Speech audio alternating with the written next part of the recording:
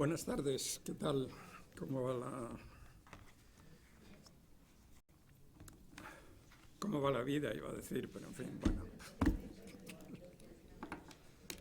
Espero que bien, ¿no? Pronto volverá el sol y ya estaremos en primavera y será otro cantar de nuevo. Y bueno, gracias por venir. No, porque la verdad es que 4 conferencias sobre Cataluña hay que tener ganas, porque con lo pesado que está la cosa, encima 4 conferencias, ¿no? Es un poquito, o sea, que es muy meritorio de su parte, al fin y al cabo. Para mí es parte de mi profesión y les digo que verdaderamente es un tema que puede producir cierto cansancio y, por tanto, bueno, pues otra vez Cataluña, madre mía. Bueno, recordarán ustedes, hoy vamos a hablar sobre todo los años 20 y 30, pero bueno, recordarán que el otro día pues presenciamos la aparición de eso que Valentía Miral en los años 80 del siglo anterior había llamado el catalanismo. Es él el que codifica lo que significa catalanismo en un primer momento, hacia los años 80, el que le dedica un libro entero y el que va a establecer las bases que él no va a realizar, pero a establecer las bases de lo que sería la derivación política del catalanismo. El catalanismo empieza como un movimiento cultural, digamos, literario, histórico, historicista,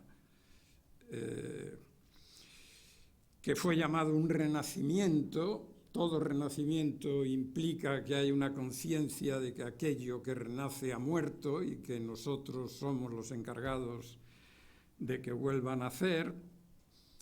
En ese cúmulo de factores o elementos llamados a renacer, una parte importante desde el primer momento lo constituye la lengua, es decir, las expresiones literarias, y de ahí el catalanismo primero está muy vinculado al nacimiento de los juegos florales, es decir, de esas competiciones poéticas que se multiplican durante toda la segunda mitad del siglo XIX en Cataluña.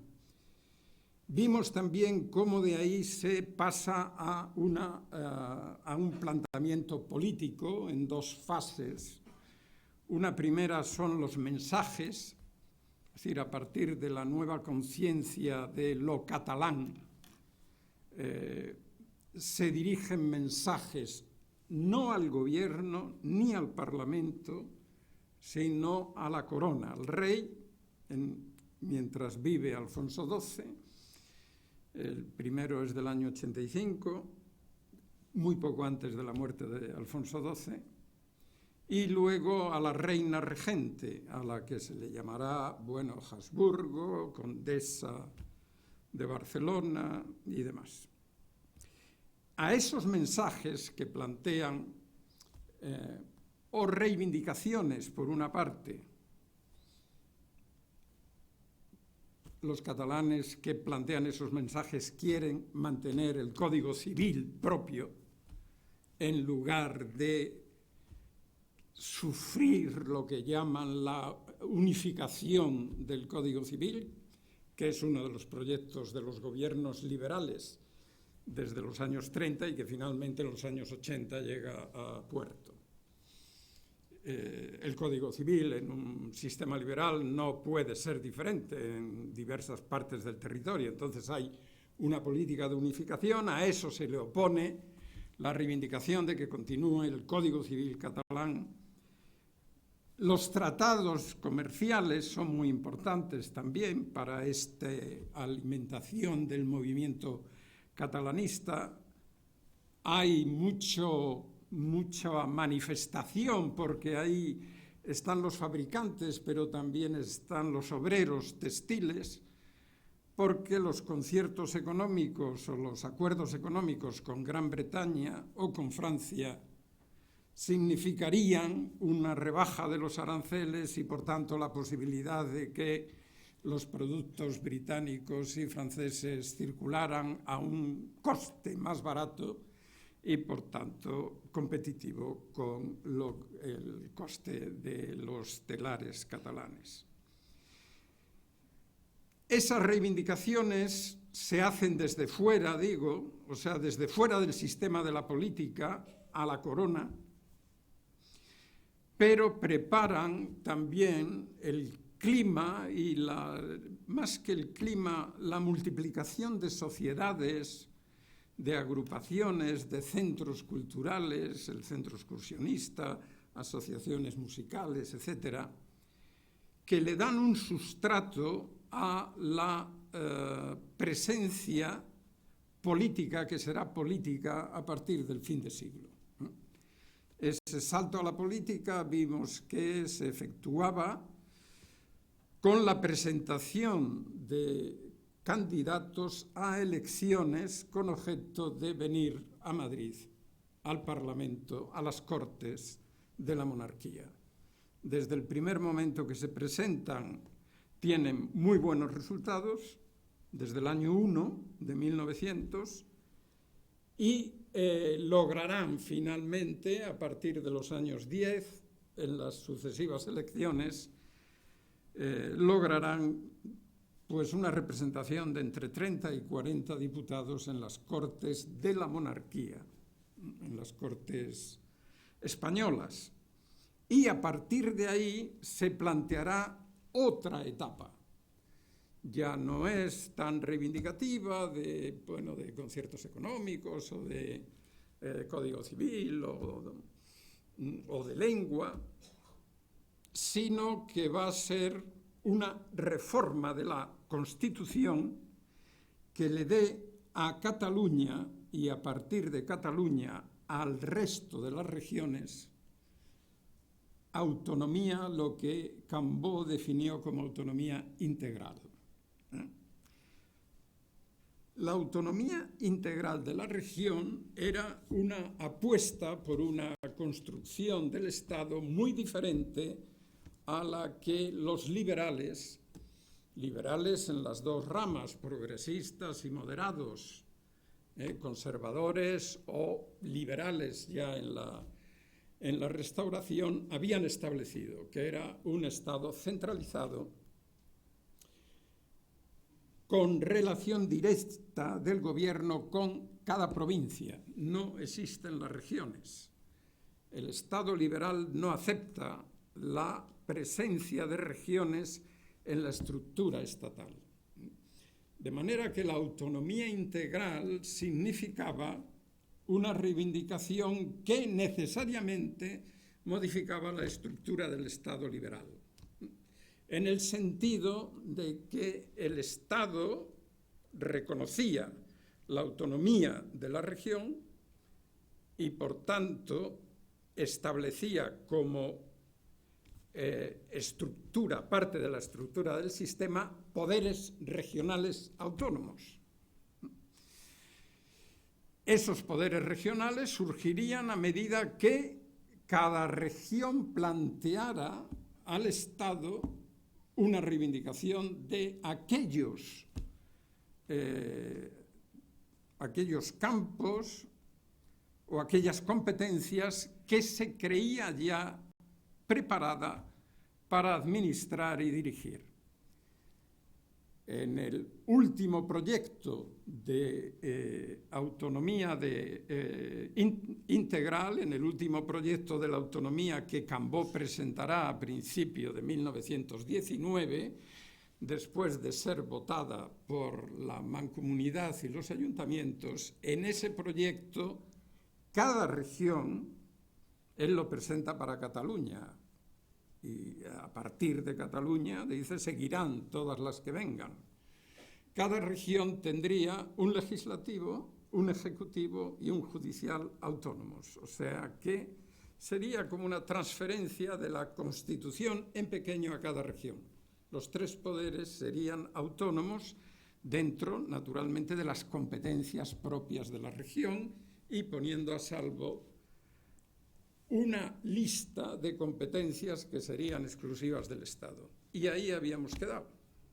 Habíamos quedado en este punto con los gobiernos, tanto el liberal de Canalejas en el año 11 y 12 hasta que muere asesinado, como el siguiente conservador de Dato, van a abrir algo los oídos a esta reivindicación y van a crear en una ley aprobada a finales de 1913 y que se pone en funcionamiento desde principios del 14, van a aprobar las mancomunidades. Es decir, que la primera respuesta del Estado a la demanda de autonomía integral fue una especie de autonomía administrativa por la cual las distintas diputaciones de las provincias que componían una región formaban una mancomunidad. Y esa mancomunidad era competente para aquellas cuestiones para las que eran competentes las diputaciones, ni una más. En Cataluña es la única que se acoge a esta ley, se crea la comunidad. Prat de la Riba va a ser el presidente indiscutido mientras viva de la mancomunidad catalana, muere pronto, joven, no había cumplido los 50 años, pero ya desde entonces la mancomunidad empieza a tener atribuciones que en principio no estaban previstas en esta, digamos, unidad administrativa de las diputaciones y que se refieren sobre todo a cuestiones culturales. Es decir, la mancomunidad catalana, en los tiempos que vivió, 14-17 bajo Prat de la Riba y después un arquitecto muy conocido por sus trabajos sobre la historia de la arquitectura catalana, Puig i Cadafalch, que será el segundo presidente de la Mancomunidad, pusieron en marcha muchas iniciativas culturales, música, recreativas, excursionistas, cultivo de la lengua, etc.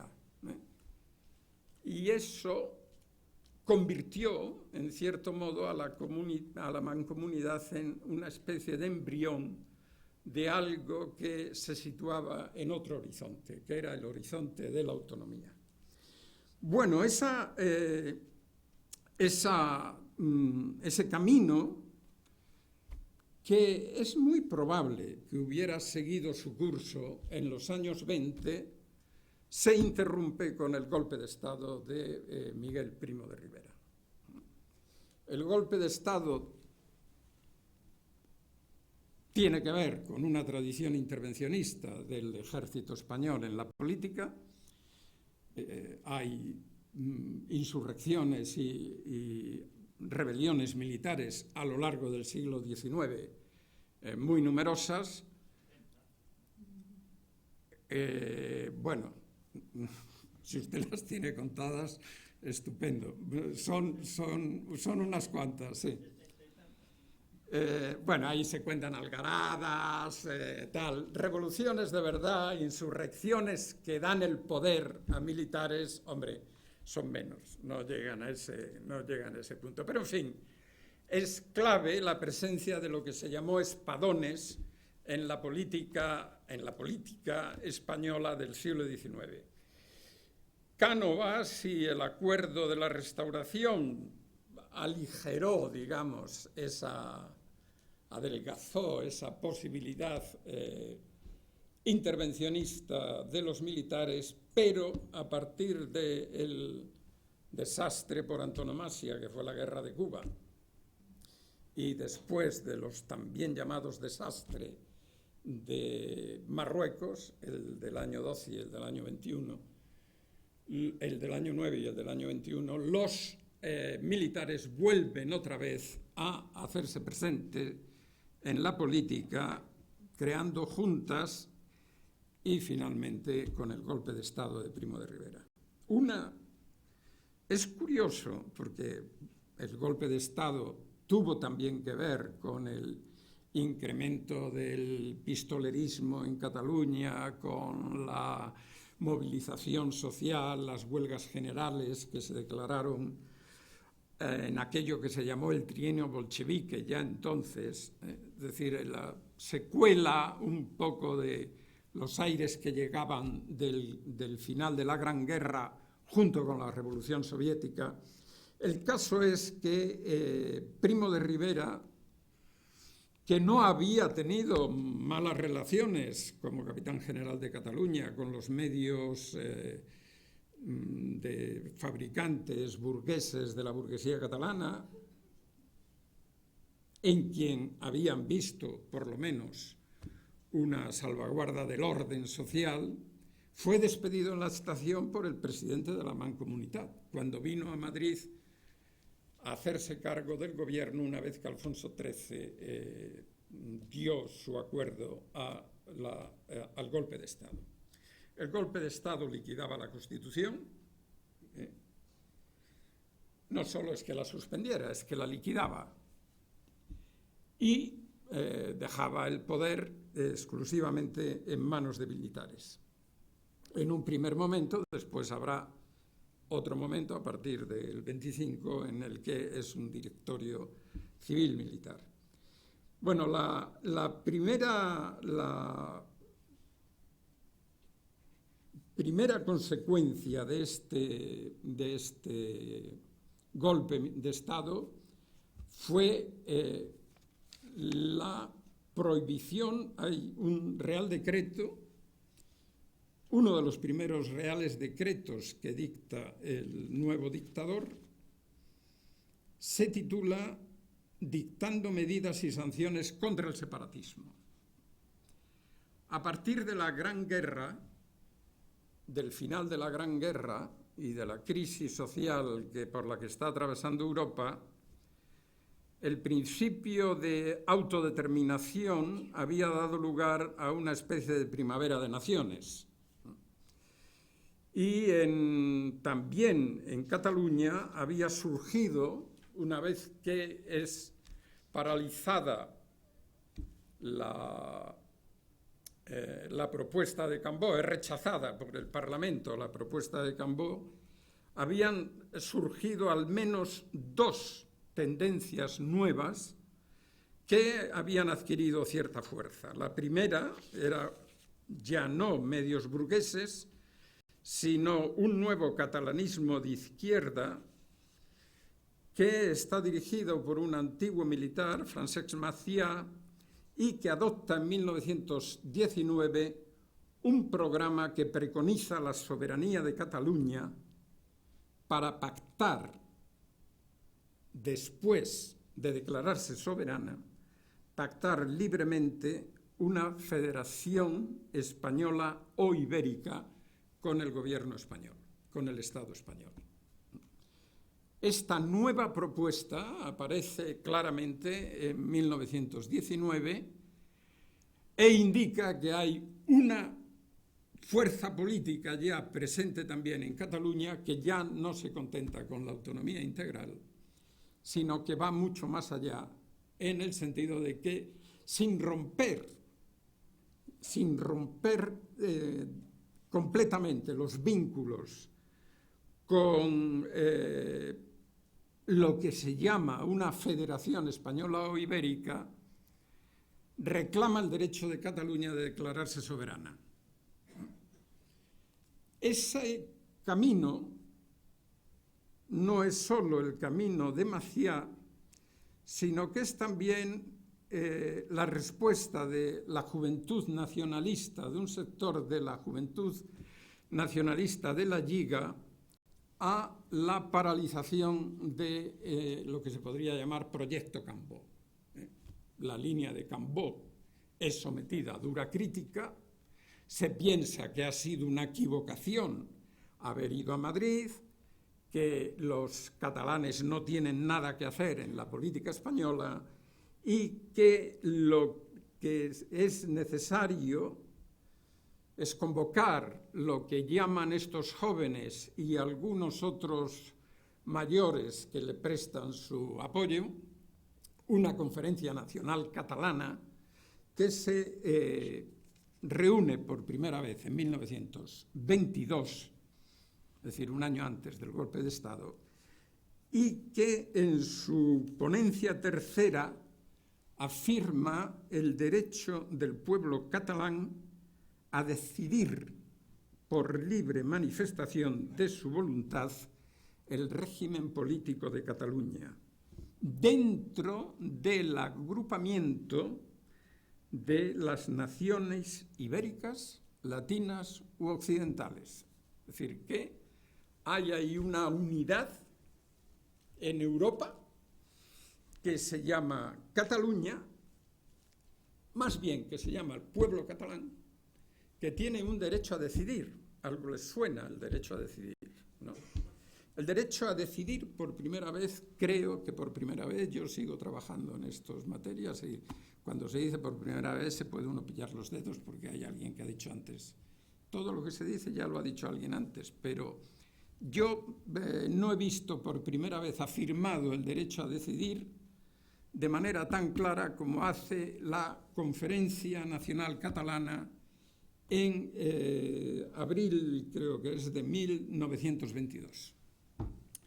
Y ahí hay ya también no solo Francesc Macià y su gente, que es gente que entonces se conocía como extremista, sino gente que procede de la Lliga y gente que viene de una tradición socialista, democrática o liberal, se reúnen en esta conferencia nacional y afirman un derecho a decidir en función de lo que el pueblo y de decidir la incorporación o la agrupación con otras naciones ibéricas en función de lo que el pueblo catalán soberano decida. Así están planteadas las cosas. Por supuesto, la Lliga está en retirada. Quiero decir, se ha agotado ese proyecto en su última fase. La Lliga está agotada y quienes empiezan a aparecer en la primera fila del escenario son estas nuevas fuerzas que, como veis, están diciendo otras cosas diferentes a las que decía la Lliga. Es en ese momento cuando Primo de Rivera dicta su decreto con medidas y sanciones contra el separatismo. Fíjense que ahora ya llama separatismo. O sea, que ahora ya no se trata de una gente que quiere un reconocimiento de un lugar propio, distinto, en el Estado, pero el reconocimiento de su pertenencia y de su permanencia en ese Estado, sino que lo que está pasando se interpreta como un movimiento separatista.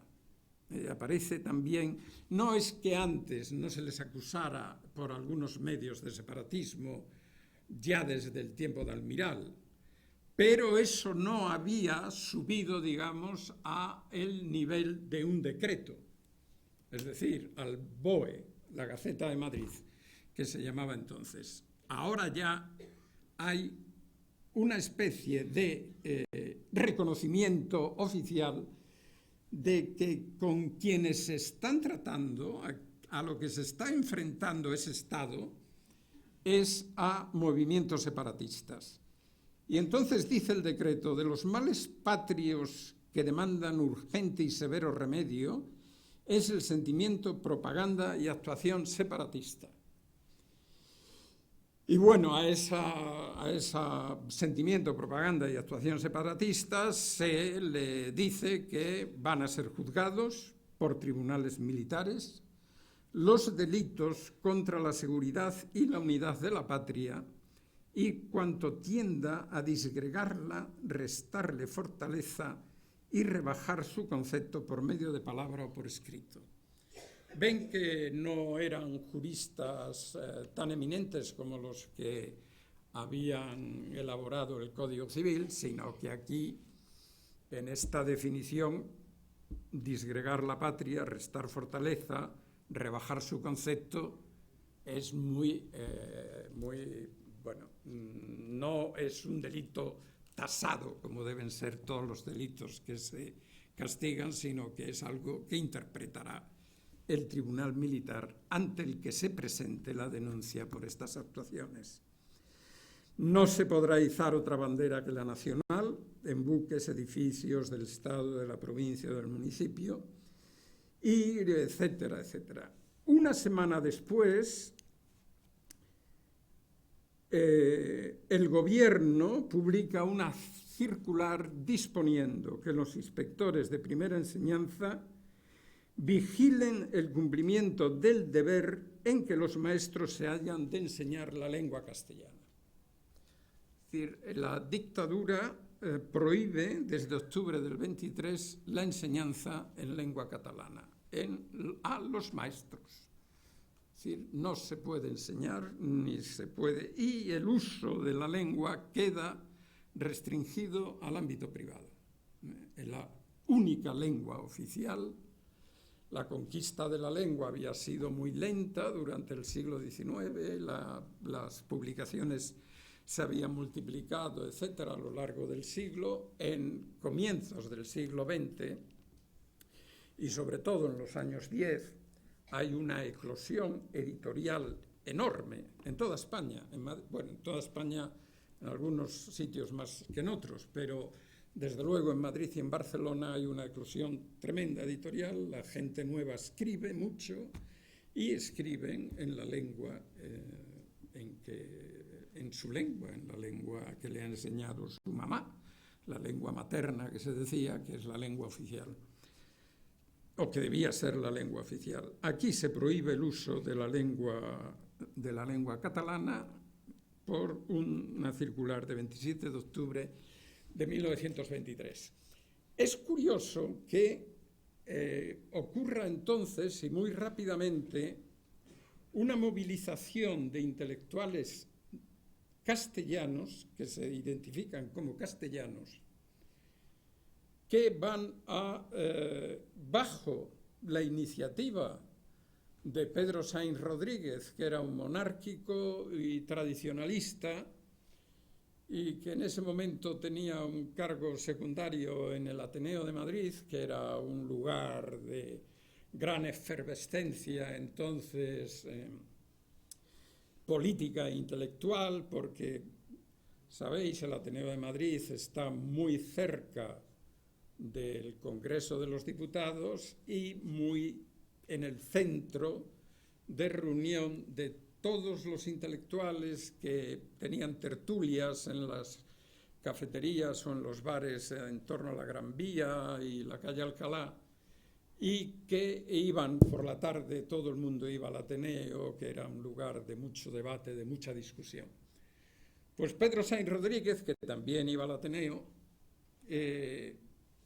decide organizar una protesta contra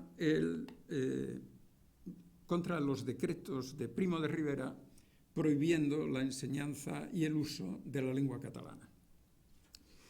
Y va a tener un éxito impresionante. Es un manifiesto muy... por ejemplo, dice, no lo califico, vean ustedes lo que es. Es el idioma, la expresión más íntima y característica de la espiritualidad de un pueblo.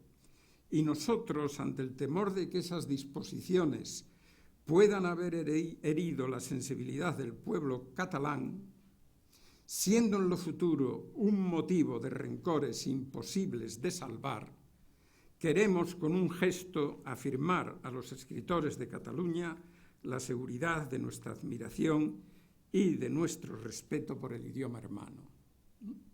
De manera que esto lo va a afirmar todo el mundo, si ustedes ven Generación del 98, Azorín, Unamuno, Pío Baroja, etc. Generación del 14, Ortega, Azaña, Profesionales, etc. Y la joven generación, que ya empieza a moverse, todos están ahí, todos están en la firma. Dice el manifiesto: debemos además pensar que las glorias de Cataluña son glorias españolas y el título histórico más alto que España puede presentar para ser considerada como potencia mediterránea se debe en gran parte al pueblo catalán. Queremos cumplir con un verdadero deber de patriotismo diciendo a Cataluña que las glorias de su idioma viven perennes en la admiración de todos nosotros y serán eternas mientras imperen en España el culto y el amor desinteresado a la belleza. Ven que, bueno, es de una elevación de espíritu que hoy suena un poco, pues, probablemente excesiva, ¿no? Las glorias de España, las glorias de Cataluña, el amor desinteresado a la belleza, etc. Pero era un lenguaje de la época, era un lenguaje elevado, digamos, de la época. Esto tuvo una respuesta inmediata en los medios intelectuales catalanes y marca realmente el comienzo de una relación entre escritores en lengua castellana y en lengua catalana como nunca ha habido en la historia reciente. Es verdad que hay la célebre amistad de Menéndez Pelayo con Milà y Fontanals, o de Maragall con Unamuno, con una correspondencia muy rica en los dos casos, pero eran cuestiones, digamos, eran relaciones de grandes intelectuales individualmente, ¿no? Trataban las cuestiones, todas las cuestiones que les interesaban, de la política, de la cultura, de la literatura, pero digamos, es Maragall, Unamuno, es Milà, Fontanals, Menéndez Pelayo, etc. Esto es colectivo, y el hecho de ser colectivo, es decir, de ser grupos de intelectuales, tanto de un lado o de otro, va a hacer que, estando prohibida la lengua catalana, sea, sin embargo, el mejor momento para la relación de intelectuales catalanes que escriben en catalán e intelectuales que escriben en castellano. Habrá otros momentos luego, en los años 60, habrá reuniones, los veremos, pero estos tienen otra calidad, de respeto mutuo, de admiración incluso, ¿no? de comprensión, de cercanía. Y eso va a dar lugar que en 1927, en la Biblioteca Nacional, un tipo que es un poco, realmente, si quitan todo lo peyorativo, extravagante, es decir, que no era nada habitual, un tipo como él, Ernesto Jiménez Caballero, que funda una revista magnífica. Magnífica será entre el año 27 y el año 30, 31, la Gaceta Literaria. A través de la Gaceta Literaria,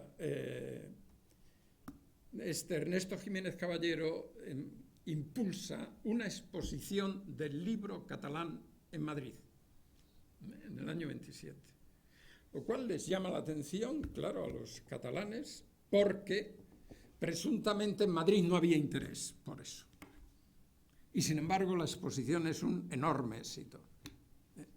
En los días de la exposición hay un entusiasmo por lo que se está escribiendo en Cataluña y de los catalanes a su vez, que salta a todas las páginas de los periódicos madrileños con las firmas principales de ese momento, que pueden ser, pues, las de Azorín, las de Baroja, las de Unamuno, las de los jóvenes.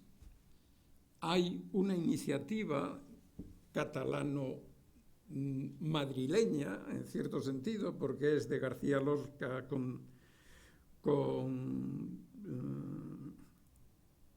con Dalí y con Gouache y con Montagnat, para publicar un manifiesto que llaman el manifiesto Groc, la hoja amarilla, que es un manifiesto surrealista artístico que coincide con este momento también y que va a tener su mayor euforia cuando, una vez caída la dictadura de Primo de Rivera, los intelectuales catalanes devuelven el manifiesto que los castellanos han firmado en el año 24 y les invitan a un gran banquete en Barcelona.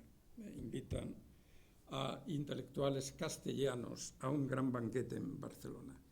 Ese banquete, bueno, va a ser, los intelectuales van en dos jornadas.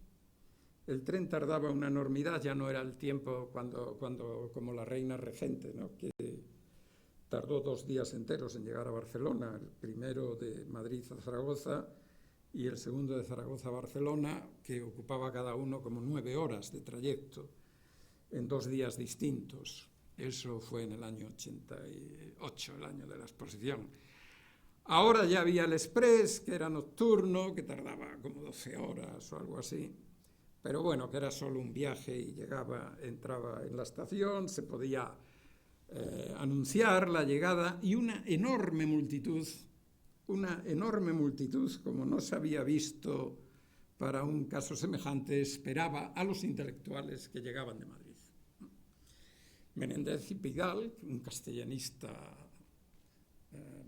de pies a cabeza y hasta lo más profundo de su ser, se sintió tan emocionado que echó a llorar. Él no esperaba aquello, ¿no? Y bueno, hablan todos. Es muy interesante ver lo que dicen entonces, porque bueno, en el banquete hablan la mayor parte de los grandes intelectuales, unas confesiones de fraternidad, de mutua admiración, etc. Y va a decir una cosa el que promovió, que sí les quiero citar porque tiene su punto. Sainz Rodríguez, que habla también en ese banquete, dice que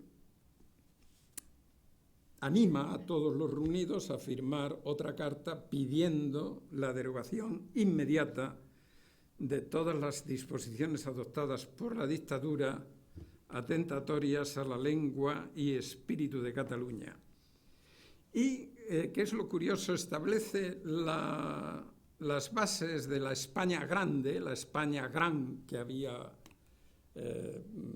propuesto Prat de la Riba, en 2 negaciones. Una, no asimilismo; otra, no separatismo. Es decir, si nosotros, dice Sainz Rodríguez.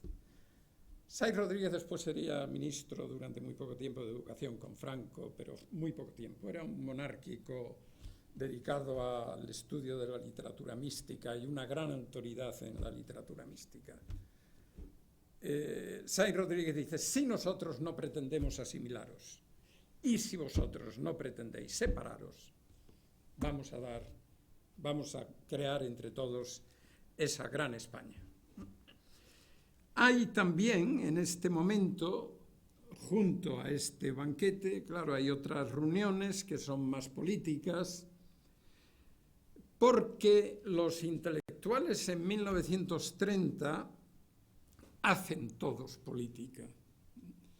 Y hacer política no es simplemente escribir de política, en ese caso, sino participar en lo que en 1930 aparece como un futuro próximo, que es la caída de la monarquía y la proclamación de una república.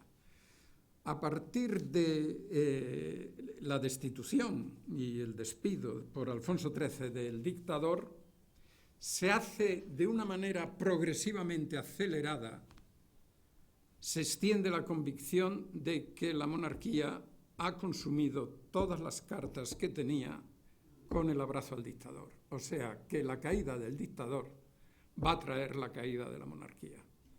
Como un efecto, digamos, tardío de lo que había pasado en la Gran Guerra con los tronos imperiales. Es decir, en la Gran Guerra caen los Habsburgo, caen los Hohenzollern, caen los Romanov, no queda ningún imperio. No queda ninguna corona imperial excepto la británica, de las grandes coronas que había en Europa. En España se dijo, bueno, ¿y nuestra monarquía qué? ¿Qué va a pasar? Hay una especie de saldo de tronos, que decía Araquistáin de la revista España. Hay un saldo de tronos. ¿Qué pasa con la monarquía española? Pues el efecto retardado de la Gran Guerra se podía ver en la consunción de la dictadura. A la crisis posterior a la Gran Guerra, el rey Alfonso XIII creyó que reforzaba el trono entregándole el poder a un dictador. En el momento en que el dictador cae, el trono se tambalea. Y a partir de ahí empieza un movimiento republicano de una magnitud nunca conocida en España. El republicanismo no era un factor político, no fue un factor político en los años 10, un factor político importante, decisivo. Pero desde febrero de 1930, que se celebra por primera vez de manera medio permitida el aniversario de la Primera República, la movilización republicana va en ascenso. Y todo el mundo tenía que decidirse. Era el año, Mola, que era el director general de seguridad, se ponía nervioso con aquello del hay que decidirse, hay que elegir, hay que optar. Y la opción era monarquía o república. Y viejos monárquicos salían a definirse por la república, como Niceto Alcalá Zamora, o el hijo de don Antonio Maura, un monárquico de los pies también a la cabeza, Miguel Maura. Se define todo el mundo, se definen y se van definiendo por la república. Y en ese definirse por la república van a tener un papel muy importante la movilización de intelectuales dentro de partidos políticos. Ahí están, claro está, el nuevo republicanismo, que tiene su representación más significativa en Manuel Azaña, están también los viejos republicanos y se está empezando a tramar las redes para, bueno, declarar, no se sabe muy bien cómo, declarar un movimiento que instaure o proclame en España una república. Y por primera vez, fuerzas republicanas procedentes de Cataluña y fuerzas republicanas que tienen su sede en Madrid, se reúnen en agosto de 1930 en San Sebastián para hablar. No es una reunión muy con un orden del día, no es una reunión de la que vaya a salir un acta, no se toman acuerdos firmes a los que luego sea posible referirse. Es una reunión primero para verse y luego para ponerse de acuerdo en cómo podría ser el camino hacia la República. Ahí están, bueno, del partido de la Alianza Republicana, Alejandro Relurs, un viejo republicano, y Manuel Azaña, el nuevo. Está el Partido Republicano Radical Socialista, con Marcelino Domingo, Álvaro Albornoz. Están los nuevos republicanos, los novísimos, la derecha liberal republicana, pero vienen también tres catalanes. Viene Manuel Carrasco i Formiguera, que es de Acció Catalana, Matías Mayol, que es de Acción Republicana de Cataluña, y Jaime Aguader, que es de Estat Català. El catalanismo político aparece muy fragmentado, igual que el republicanismo español. Y de lo que se trata es de llegar a acuerdos sobre cómo se instaura la república y qué república se instaura. ¿De acuerdo?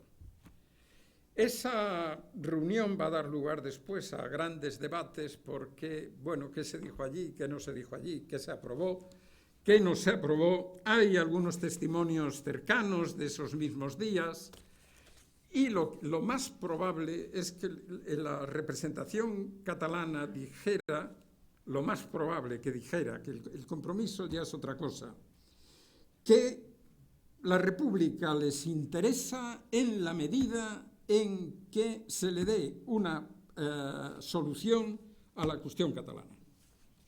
Y si no hay prevista una solución propia para la demanda catalana, que entonces no están interesados en esa república. Y muy probablemente Niceto Alcalá Zamora, que ya aparecía un poco como la posible cabeza del movimiento, posiblemente Niceto Alcalá Zamora compromete la búsqueda de una solución, pero sin ir mucho más allá. La presencia de gente de Acción Catalana, que son republicanos, digamos, de izquierda, pero de una izquierda legalista, o sea, que busca caminos legales, con Francesc Macià, que es de una izquierda revolucionaria, que recurre a todos los medios, por lo menos sobre el papel, pero también es protagonista de alguna intentona insurreccional,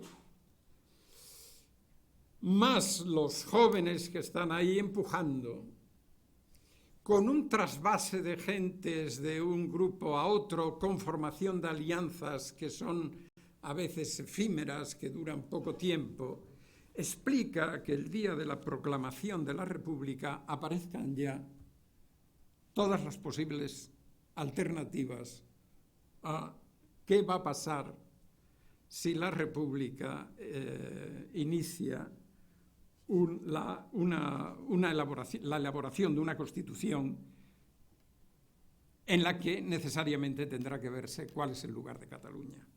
Fíjense ustedes que antes de la proclamación de la República en Madrid, el 12 de abril, Companys, desde el Ayuntamiento de Barcelona, al tomar posesión de la alcaldía, proclama la República Federal Española. Esto ocurre el 14 de abril de 1931.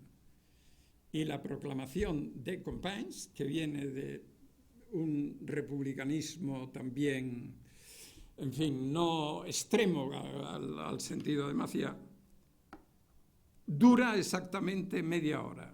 Muy poco después, una hora después, Francesc Macià, que no ha visto con buenos ojos la proclamación de Companys,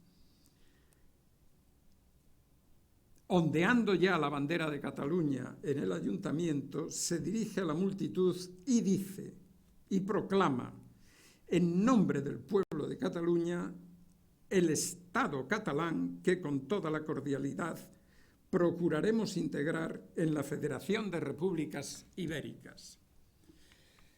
La Federación de Repúblicas Ibéricas era un ente de razón en ese momento, no existía, porque ni siquiera existía la República Española, esto pasaba a las 3 de la tarde. La República Española se proclama ya caída la tarde de ese día 14 de abril. Y era una afirmación constituyente, es decir, lo que Macià proclama es el Estado catalán, dentro de procuraremos integrar en la Federación de Repúblicas Ibéricas. Bueno, esa proclama de Macià provoca también muchos inquietudes y al final del día, una vez que ya la República Española sí ha sido proclamada, Macià de nuevo va a firmar, en este caso, y a leer una especie de manifiesto en el que dice: catalanes, lo dice en catalán, pero mi catalán es muy no hago más que leerlo, pero no de hablar nada. Así que les traduzco. Interpretando el sentimiento y los anhelos del pueblo que nos acaba de dar su sufragio, proclamo la República Catalana como Estado integrante de la Federación Ibérica. Han visto la diferencia de las proclamas en un solo día. La última es la República Catalana como Estado integrante de la Federación Ibérica. Y añade, de acuerdo con el presidente de la República Federal Española. La palabra federal no se había pronunciado en el balcón de la Puerta del Sol, para nada. Ni aparece en el primer, acto jurídico-político del gobierno provisional, en absoluto. Pero Maciá dice, de acuerdo con el presidente de la República Federal Española, señor Niceto Alcalá Zamora, con el que hemos ratificado los acuerdos tomados en el Pacto de San Sebastián, me hago cargo provisionalmente de las funciones del presidente del Gobierno de Cataluña. Sigue el manifiesto. Bueno, esta declaración provocó naturalmente un malestar en el Gobierno provisional de la República, que deciden enviar a Barcelona a 3 ministros, 2 de ellos catalanes, a 3 ministros a que hablen con Maciá y que retire la declaración. Maciá no la retira, pero acepta lo que le propone el trío de ministros que va a verle, que es la restitución en Cataluña del gobierno de la Generalitat, del gobierno de la Generalidad, que es una institución que había dejado de existir tras los decretos de nueva planta. Es decir, se restituye una institución, el nombre de una institución, y se comprometen a recibir y a aprobar, al parecer, el estatuto que los catalanes aprueben, primero por plebiscito de ayuntamientos y segundo por un referéndum popular. Y ese estatuto que los catalanes se den a ellos mismos, hay un compromiso también vago de que será considerado por las Cortes de la República, que serán Cortes Constituyentes. De manera que, ven ustedes, hay una especie de, en los momentos de abril, hay una especie de indefinición de qué va a ser en este terreno la República Española. Si va a ser una República Catalana dentro de, si es una parte de esa República, si va a ser federal, la República Española, qué constitución se va a dar. Y este punto es clave porque los catalanes, es decir, la Generalitat, inmediatamente pone en marcha el proceso de elaboración de su estatuto como si se tratara de una constitución para Cataluña. Y a la par se inician los trabajos de elaboración de la Constitución de la República Española, que van a tener 2 fases. Una es la elaboración de un anteproyecto por la Comisión Jurídica Asesora y otra la elaboración del proyecto y la discusión en pleno ya por la Comisión Parlamentaria. La Comisión Jurídica Asesora es una especie de remedio de comisión de codificación. La Comisión de Codificación se disuelve y es un grupo de técnicos en derecho político, que van a presentar, aparte de la relación de fuerzas que hay dentro de las Cortes Constituyentes, van a presentar un proyecto de Constitución, un anteproyecto de Constitución. Para lo que aquí nos interesa, y tras el envío de ese anteproyecto a la presidencia del Gobierno, para lo que aquí nos interesa, la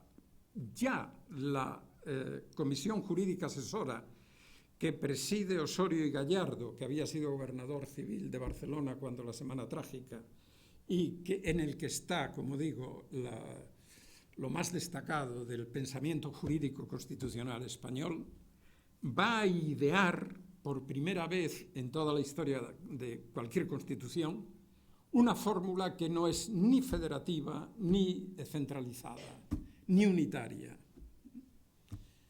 Esta es una idea que se puede rastrear, sino que el Estado no es federativa porque no hay estados. No hay estados que se federen y, por tanto, la idea de hacer una constitución federal se rechaza de plano. Pero tampoco puede ser unitaria porque hay una aspiración de las regiones a una autonomía. Entonces se busca una fórmula, lo busca la Comisión Jurídica Asesora, pero la Comisión Parlamentaria la va a aceptar. Se busca una fórmula que es por iniciativa de las regiones que lo deseen, diciendo regiones, las provincias limítrofes con características culturales, históricas y económicas similares, que lo deseen podrán presentar un estatuto de autonomía político-administrativa que da lugar al nacimiento de un ente político-administrativo. Esta es una idea probablemente de Adolfo González Posada, probablemente que la discute con los jóvenes constitucionalistas, y a la que después se le va a llamar, Jiménez Asúa, le va a llamar Estado integral. La idea del Estado integral es, ¿qué significa integral? Se ha discutido mucho esto. En mi opinión, integral, cuando se leen el debate parlamentario, que fue muy importante y con intervenciones de alta calidad, Estado integral es un Estado capaz de integrar diferencias. Es decir, un Estado que en su propia estructura básica integra diferencias, porque la idea del momento es que el Estado tiene que responder a la demanda de autonomía en función de lo que las mismas regiones constituidas autónomamente presenten y estén preparadas para administrar. Es complicado, pero es una apuesta para el futuro. Mientras tanto, ¿qué han hecho los catalanes? Pues han dado una constitución. El estatuto que llega, el proyecto de estatuto votado, es simplemente una constitución de un Estado soberano. El estatuto en su primer apartado dice: Cataluña es un Estado autónomo dentro de la República Española. El poder de Cataluña emana del pueblo y lo representa la Generalitat. Es decir, Cataluña se constituye como Estado y a partir de su constitución como Estado se incorpora a la República Española, dentro de la República Española. Este proyecto de estatuto es el que llega a las Cortes Constituyentes y el que las Cortes Constituyentes llega en julio. Las Cortes lo hibernan, lo dejan, dicen no, esto no podemos entrar a discutirlo hasta que la Constitución no está aprobada, claramente. Cuando la Constitución está aprobada, entonces se empieza a debatir el Estatuto. Y el Estatuto tiene un largo debate también en el que finalmente, con posiciones muy enfrentadas, desde una declaración soberana a una autonomía puramente administrativa, había un amplio territorio. El acuerdo final se consigue por un memorable discurso de Manuel Azaña en el que un discurso de 3 horas en el que no me puedo detener en este momento, pero en fin.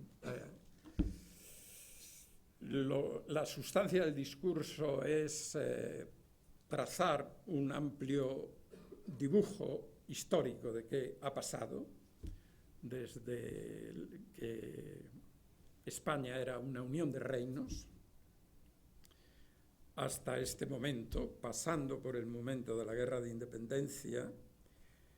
Y Azaña ahí lo que dice es que hubo ese momento de la Guerra de la Independencia en el que probablemente de la que probablemente pudo haber salido un Estado unitario, estilo Francia, que era el modelo,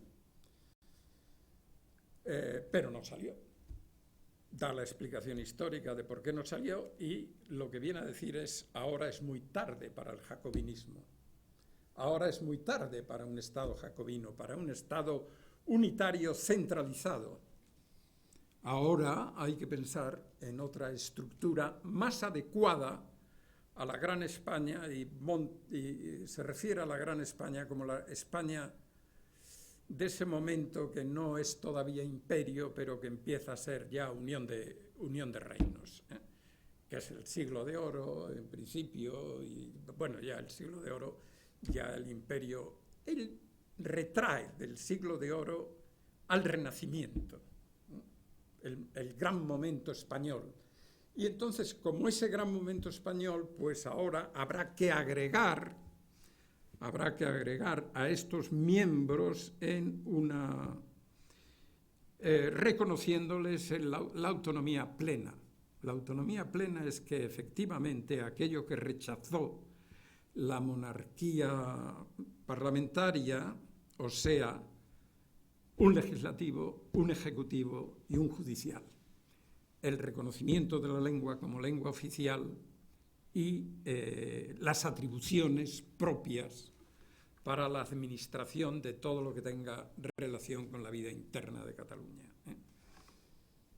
Eso se basaba en la Constitución, porque la Constitución lo que modifica sustancialmente, no modifica porque no lo tiene en cuenta, la Constitución lo que modifica es, en efecto, la soberanía la soberanía es la soberanía del pueblo español. El Estado es el Estado español. Y lo que va a dar como fruto el debate parlamentario es que aquellos artículos en que la soberanía de Cataluña, etcétera, dan lugar en el primer artículo del estatuto aprobado en septiembre de 1932, que Cataluña se constituye en región autónoma dentro del Estado español. La diferencia es evidente. Cataluña en el otro es un Estado autónomo. Cataluña se constituye en región autónoma dentro del Estado. No hay más Estado que el español. Su organismo representativo es la Generalidad y su territorio el que forman las provincias de Barcelona, Gerona, Almería y Tarragona en el momento de promulgarse el presente estatuto. El idioma catalán es, como el castellano, lengua oficial en Cataluña. Estos son dos que los diputados catalanes aceptaron. El gran discurso de Azaña fue recibido con una enorme euforia. Hemos empezado un gran camino nuevo. Esto está en el camino del futuro. Todos pensaban que España por fin había dado una respuesta, o sea, el Estado español, porque estamos hablando de un pleito que tiene que ver con el Estado mucho más que con la nación. Es decir, ¿qué es Cataluña dentro del Estado español? Y bueno, yo pongo aquí punto final porque me he pasado de tiempo, como siempre. Y lo tomaremos aquí el próximo día, ¿no? Pero lo que me interesa destacar es que el acuerdo de 1932 es un acuerdo que en efecto cumple lo que el catalanismo político hasta ese momento aspiraba. Es verdad que hay líneas en las que, había fuerzas que a esto le parece poco, pero la sustancia de lo que el catalanismo político había pedido era que se reconociera la autonomía de Cataluña, una autonomía integral, con los poderes propios del Estado liberal, legislativo, judicial y ejecutivo, con la lengua catalana como lengua oficial y con competencias que, el Estatuto y la Constitución habían establecido, las competencias del Estado y las competencias de las regiones autónomas, unas eran de ejecución y otras de legislación, y de ejecución. Eso había exigido un cambio sustancial en la estructura del Estado español, como estaba previsto, como habían previsto los catalanistas de principio de siglo, Prat de la Riba y Cambó. Esa transformación del Estado español iba en el camino de la generalización de las autonomías a todas aquellas regiones que lo desearan y estuvieran preparadas para organizarse como tales. En el momento, en el 32, parecía que la solución era al problema catalán, a la llamada cuestión catalana, pero la cuestión catalana, por su propia naturaleza, era, como decía Azaña, una cuestión española. Y es a eso a lo que responde la Constitución de la República de 1931 y el Estatuto del 32. Muchas gracias. Si tienen alguna cuestión, alguna pregunta, tenemos un pequeño rato para...